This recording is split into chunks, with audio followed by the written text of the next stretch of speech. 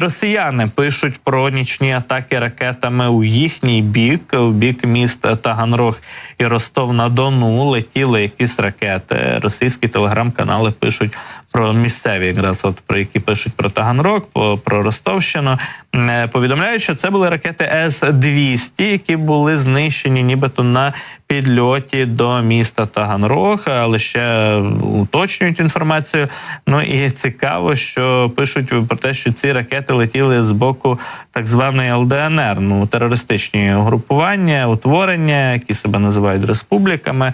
Отже, звідти з того боку летіли ракети. Тут до кінця не зрозуміло, чи звинувачують вони саме представників ЛДНР, росіяни, в тому, що це ті їх обстрілюють ракетами С-200, але намагаються вони збивати такі цілі. Ну і крім того, було повідомлення про те, що і в Ростові-на-Дону працювала система ППО і знищила кілька повітряних цілей в цьому випадку. Ну і також до цієї теми, до цього повідомлення, обстріли на Росії, якщо ми вже згадали, власне, Луганщину і Донеччину, хоча й в контексті саме терористичних утворень на цих територіях, то по Луганську теж було вчора завдано ракетного удару. Там надвечір з'явилися кадри із Луганська пожежі великої, де ми бачимо, як горить нафтобаза у межах міста Луганська. Вона потрапила під удар високоточним далекобійним озброєнням.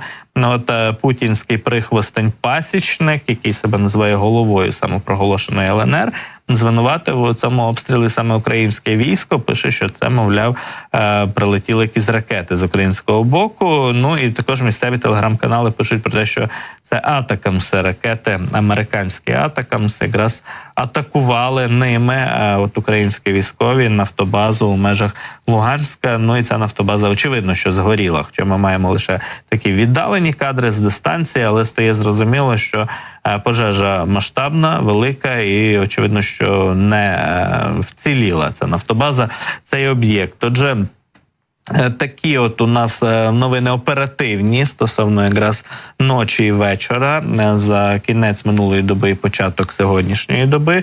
Вже бачимо, що було гаряче, росіяни от влаштували такий ракетний обстріл масштабний. Зараз будемо чекати вже зведених даних від наших повітряних сил. Ну, тим часом теж Росія, бачимо, постійно отримує удари по тих чи інших, скажімо так, об'єктах і на своїй території, і на окупованих територіях України.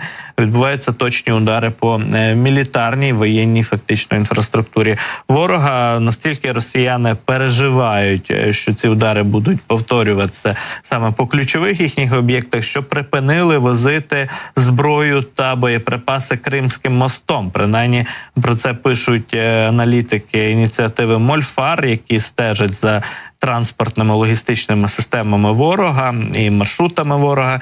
І от, зокрема, вони стверджують, що Росія тривалий час, от останні тижні, то й місяці, не використовує Кримський міст для постачання зброї і обирає альтернативні шляхи через окуповане Приазов'я. Супутникові знімки вказують на те, що на Кримському мосту практично відсутній рух транспорту, і тому він більше не може бути ефективною військовою мішенню для боєприпасів українських військ. Так, це такий висновок, як на мене, хибний. Цей міст все одно є ціллю, то пріоритетною ціллю для нашого війська. Возять там зараз по ньому, що ще не возять, його треба знищити. В період з 29 навіть лютого по мосту було помічено лише один ворожий вантажний потяг, який перевозив близько 55 цистерн, очевидно, пального. Так стверджують якраз представники цієї ініціативи Мольфар. Ну і показують вони альтернативні шляхи доставки боєприпасів, які використовує ворог на даний момент. Ну, але ми бачимо, що ракети летять туди, у бік і Ростова-на-Дону, Кубані, Краснодарського краю, і дрони, і ракети, і влучають там по певних об'єктах. Тобто повітряні атаки в тому напрямку південно-східному відбуваються постійно. Проте, чи дійсно Росія може виключити так званий Кримський або Керченський міст із логістичних своїх ланцюжків і зв'язків безболісно для себе, для їхніх військ і контингенту, який розташований на півдні України і на сході.